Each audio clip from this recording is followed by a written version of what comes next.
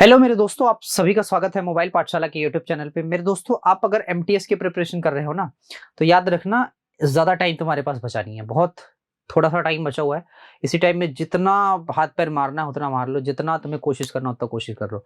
देखो, याद रखना कि ये जो भर्ती है वो 2024 से पहले कंप्लीट हो जाएगी, यानी कि 2023 में तुम्हें नौकरी मिल जाएगी। ठीक है, तो याद रखना, मेहनत से, पूरी मेहनत से ट्राई करो, पूरी मेहनत से कोशिश करो। ठीक है, अब जैसे ये वाला सवाल अगर तुम्हारे एग्जाम में आ जाए, तो बताओ इस सवाल को तुम करोगे कैसे? कैसे तुम समझ पाओगे कि इस सवाल का उत्तर मुझे क्या निकाल के देना है? ठीक है, ये बस समझ में। हालांकि ये सवाल बड़ा इजी है, बहुत आसान सवाल है। तो मेरी बात, पहली बात ध्यान से सुन लो। ठीक है, आप ये समझते हो कि जब कभी भी ये 3 डिजिट पे हो, ठीक है, डेसिमल के साथ क्या कहानी होती है? डेसिमल के साथ सीधी कहानी होती है कि जब किसी डेसिमल, मतलब मान लो सपोज करो इस पे 3 डिजिट पे डेसिमल है और स्क्वायर है यहाँ पे, तो समझना ध्यान से, फिर कितने डिजिट पे मेरा डेसिमल जाके लगता है? तो जितने डिजिट पे उसका जस्ट 2 गुना हो जाता है। ठीक है, बस समझ में। तो इसका मतलब ये है कि 0 0 0 0। समझ रहे मेरी बातें? अच्छा, 25 का तो मतलब 25 ही होता है, 5 का स्क्वायर तो 25 ही होगा, लेकिन लगेगा 6 डिजिट पे डेसिमल, यानी यहाँ पे कितना सर? 4 डिजिट पे डेसिमल लगेगा। यहाँ पे सर यहाँ पे 2 डिजिट पे डेसिमल लगेगा। कहानी खत्म हो गई। यानी कि 25 25 25 मेरे सवाल का उत्तर है। खत्म कहानी। समझे कि नहीं? तो ये एक सवाल लगाने का एक तरीका होता है, तुम्हें भी आ जाएगा, परेशान मत होना। अब जैसे इस सवाल में बोला कि बताओ भाई एलसीएम, तो भैया जैसे ही आप एलसीएम देखो ना, तो ऊपर वाले का आप एलसीएम ले लिया करो, यानी 9 7 63, और नीचे वाले का भाई सब एचसीएफ ले लिया करो, जो है 5। तो 63/5 मेरे सवाल का उत्तर हो जाएगा। अब जैसे ये वाला सवाल है ना, इस वाले सवाल में देखो जरा कि भाई साहब इसका स्क्वायर रूट निकाल सकते हो, ये होता है 14 के, इसका होता है 25, और ये होता है 361, और ये है भाई साहब रूट। तो इन सबको जोड़ोगे तो भाई आप समझते हो कि 400 आएगा, और 400 किसका स्क्वायर रूट है भाई? 20 का। देखे, समझ गए बात कि नहीं समझ गए? चलो जी, अगर बात समझ गए हो तो तुम्हारे पास टाइम है। कितने बच्चे ऐसे हैं जो बताएंगे मुझे कि इस सवाल का उत्तर क्या होगा? कमेंट बॉक्स में। ठीक है, हालांकि मैं आप सभी को ये बता भी देता हूं, कह रहा है 8 से कौन विभाजित है। तो देखो भाई, मैंने कहा ना कि जितनी भी मैं करा रहा हूं सीजीएल की क्लास, उसमें आज मतलब कल शाम में मैंने पढ़ाया है आप सभी को डिविजिबिलिटी रूल।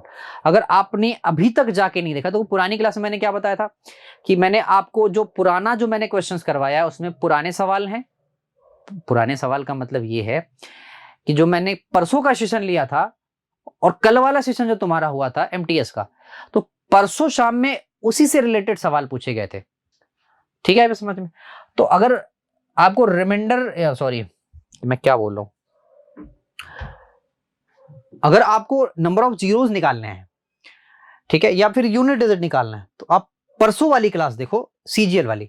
अगर आपको इससे रिलेटेड सवाल चाहिए या इससे रिलेटेड कॉन्सेप्ट चाहिए, तो आप कल वाली क्लास देखो। समझ रहे हो? आओ जरा। कह रहा है भाई 8 से कौन डिवाइड होगा, तो लास्ट का 3 डिजिट देखना है मुझे। देखो लास्ट का 3 डिजिट देखो, 8 7 56, ये तो कट गया, ये कट गया दोस्त, और बाकी किसी को देखना ही नहीं है। ठीक है, जब ये कट गया, अगला देखो नेक्स्ट। आपसे कह रहा था बताओ इस वाले नंबर का सोल्यूशन क्या होगा। देखना भाई ध्यान से, मैंने आपको बताया है, ये मैंने एक इससे रिलेटेड मैंने एक शॉर्ट वीडियो करी है आपके ही यूट्यूब चैनल पे, इसी यूट्यूब चैनल पे, कि जब कैसे सवाल आए ना और 1 बटा आपसे n पूछा जाए, तो आप ऐसा कर लेना कि यहाँ पे ऐसे कर देना, मतलब साइन बदल देना, यहाँ पे पॉजिटिव कर देना, और इन दोनों का ही डिफरेंस नीचे लिख देना। इन दोनों का डिफरेंस क्या होगा? 3। तो ये मेरे सवाल का उत्तर आएगा। आप कुछ भी कर लो, बहुत आसान सवाल है ये। ठीक है, नेक्स्ट अगला। पी किसी काम को 20 दिनों में पूरा कर सकता है, क्यू उसको 60 दिनों में पूरा कर सकता है। दोनों एक साथ कार्य प्रारंभ करते हैं, 5 दिनों तक कार्य करते हैं, फिर कार्य छोड़ देते हैं। आर से इस काम को 10 दिनों में अकेला कर देता है। भाई साहब कह रहा है आर पूरे काम को कितने दिन में कर देगा? तो ये बड़ा आसान है। आप जानते हो कि टोटल की जो एलसीएम होगा वो 60 ही होगा। पी की क्षमता 3 होगी और क्यू की क्षमता कितनी होगी? 1 होगी, है ना? अब कह रहा भाई 4 3 इसकी 1 इसका, कुल मिला के 4 क्षमता के हिसाब से 5 दिन काम हुआ, तो कितना काम हो गया भैया? 20 का। 20 काम हो गया। अच्छा 20 काम हो गया, बचा है कितना? 40 का। कहता है ये 40 काम 10 दिन में खत्म कर देता है कौन? आर। तो आर की क्षमता कितनी हो जाएगी? 4। यानी आर एक दिन में कितना काम करती है या करता है? 4। ठीक है, 4 कितना काम करता है? 4।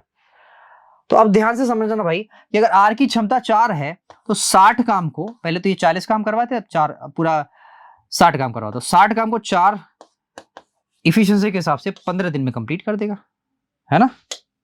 नेक्स्ट कहता भाई WT एक कार्य को मिलकर 140 दिन में पूरा कर सकते हैं, W अकेला 160 दिन में, तो आप इन दोनों का क्या करोगे, एलसीएम निकालोगे, ठीक है ना। मेरी बात समझ रहे हो, 0 0 ही रह जाएगा। 14 दूना 28, 14 तिया 42, 16 तिया 48, 16 चौके 84, है ना। क्या होगा बताओ, 16 7 112,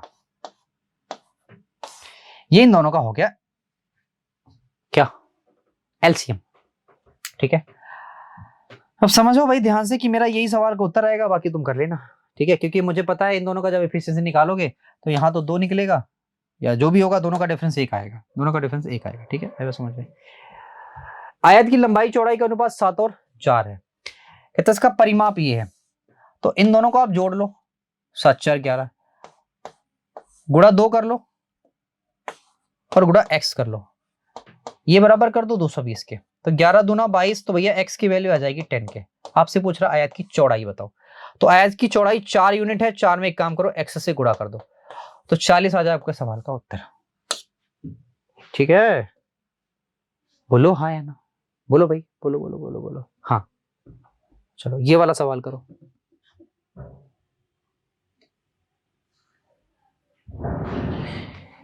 ये वाला सवाल खटाखट निपटा दो। कह रहा है एक दुकानदार किसी वस्तु को बेचते समय 20% 10% की 2 क्रमिक छूटें देता है, तो यदि वह इस वस्तु के 432 रुपए प्राप्त करता है तो आपको बताना है अंकित मूल्य। मैंने आपको बताया होगा वो सीढ़ी वाला मेथड, मैंने आपको बताया सीढ़ी वाला, सीढ़ी मतलब जो स्टेयर्स होती है जिससे आप चढ़ के ऊपर नीचे हो। तो भाई साहब आपको कब ऊपर आना है कब नीचे जाना ये मैंने बताया है।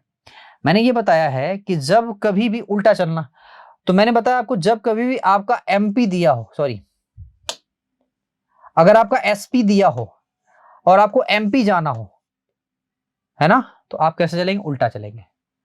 और अगर एसपी दिया हो एमपी पे जाना तो आप सीधा चलेंगे।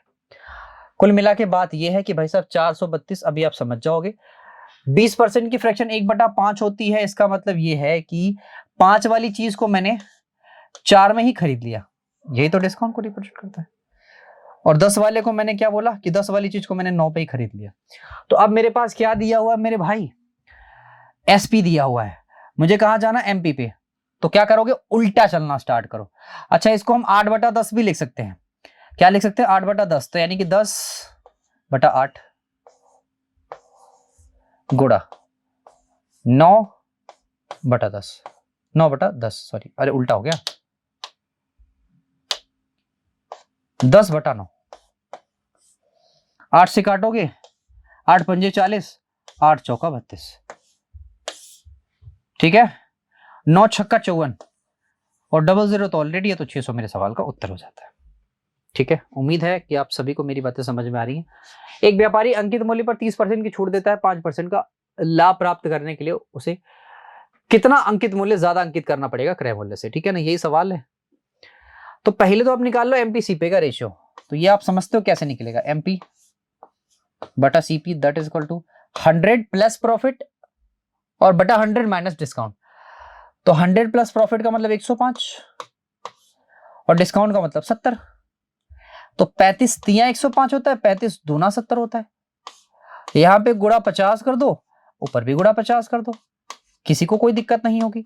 तो ये हो गया 150 और ये हो गया 100। तो भाई साहब अगर मेरा सीपी 100 है तो मैंने इस अंकित मूल्य को 150 अंकित किया, इसका मतलब 50 ज्यादा अंकित कर दिया, सिंपल सी बात है, 50 मैंने ज्यादा अंकित कर दिया। यहां पे कह रहा है ए और बी के रेशियो बताओ, तो मेरे भाई बड़ा आसान है ये, आप समझ जाते तो बड़ा अच्छा होता कि मैं इसको लिख सकता हूं क्या कि ए बटा 105 बी बटा 480। मैंने क्या बोला है, मैंने 2 डिजिट पे यहां डेसिमल हटा दिया, 2 डिजिट पे यहां भी डेसिमल हटा दिया, तो यहां पे एक फालतू लिखना पड़ेगा ना। आओ जरा देखो, मैंने कहा अगर मैंने इसको किससे काटो बताओ, 7 25 35, 5 से काटना स्टार्ट करो, तो 5 दूना 10, 15 से सीधे काटो, 15 सत्ते 105, 15 तिया 45 और 15 दूना 30। यही मेरे सवाल का उत्तर है। मैंने आपको पढ़ाया भी होगा, पढ़ाया है दोस्त, बहुत बार पढ़ा दिया है। कह रहा है 17 हजार रुपए की पूंजी निवेश करके एक व्यापार प्रारंभ करता है। 3 माह के पश्चात 68 हजार रुपए लेके डी भी व्यापार में शामिल हो जाता है। वर्ष के अंत में उनका अनुपात क्या होगा? यार एकदम आसान सवाल है।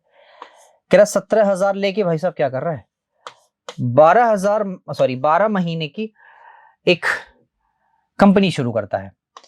फिर 68 हजार लेके कौन शामिल हो जाता है? डी शामिल होता है, लेकिन 3 माह पश्चात। तो 12 में 3 माह तो चला गया बच्चा 9 माह, यानी कि 9 माह तक ये अपना पूंजी निवेश करता है। 17 चौके 68, आप सभी लोग ये बात समझते हो। यहाँ पे 4 आ गया, 4 तिया 12 हो जाएगा, आप समझते हो। यहाँ 1 बचा, यहाँ बचा है 3। तो जो मेरे प्रॉफिट का रेशियो आएगा वो 1:3 आएगा मेरे दोस्त, 1:3 आएगा। यानी 1 हिस्सा पहला वाला लेगा, 3 हिस्सा दूसरा वाला लेगा। ठीक है जी। अगला सवाल देखो, n संख्याओं का औसत 15 है। आपसे कह रहा है यदि एक संख्या 3 को हटाया जाए तो औसत 18 हो जाता है, तो n का मान बताना। देखना भाई, सिंपल सी बात है। आपको पता है कि मेरे पास 14 संख्याओं का औसत मुझे निकालना पड़ेगा, या ऐसे बोलो कि n संख्याएं हैं, औसत 15 है, तो n संख्याओं का सम मिलेगा मुझे 15n। ठीक है। कहता किसी संख्या 3 को हटा दिया जाता है और औसत क्या मिलता है मेरे भाई? अच्छा, पहले n संख्याएं थी, अब n-1 संख्याएं रहेंगी। कह रहा औसत कितना मिलता है? 18 के। कितना मिलता है? 18 के। अब इसका क्रॉस मल्टीप्लाई कर दो, यानी 15n माइनस का 3, 18n माइनस का 18। इसको इधर करोगे तो 3n। अच्छा, ये माइनस उधर जाएगा तो ये प्लस हो जाएगा, तो ये 15 हो जाएगा। n की वैल्यू मेरे दोस्तों आ जाएगी 5 के। आप सभी लोग की बात समझते हो, n की वैल्यू कितनी आएगी? 5 के। कितनी आएगी? 5 के। कितनी आएगी? 5 के।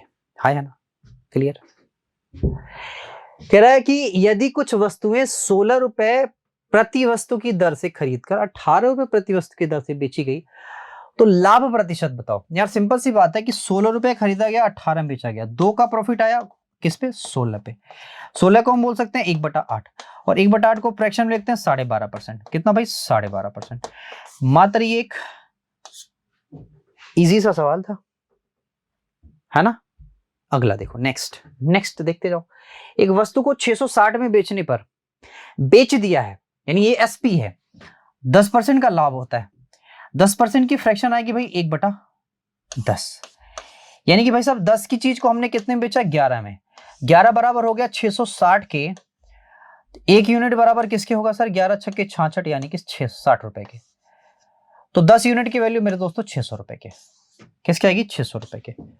आई मीन समझ रहे ना मेरी बातें? 10 आपका सीपी था। अगला देखें, नेक्स्ट। कहता भाई पी क्यू से 10% कम है, क्यू आर से 10% अधिक है, एस आर एस से 20% कम है। ठीक है, आप यहां से स्टार्ट करो। यहां है पी, यहां है क्यू, यहां है आर और यहां है एस। ठीक है, बोला इसने ये है कि आर एस से 10% 20% कम है। तो एस को अगर 100 मान लो तो सिंपली भाई आर हमारा क्या हो जाएगा? 80 हो जाएगा।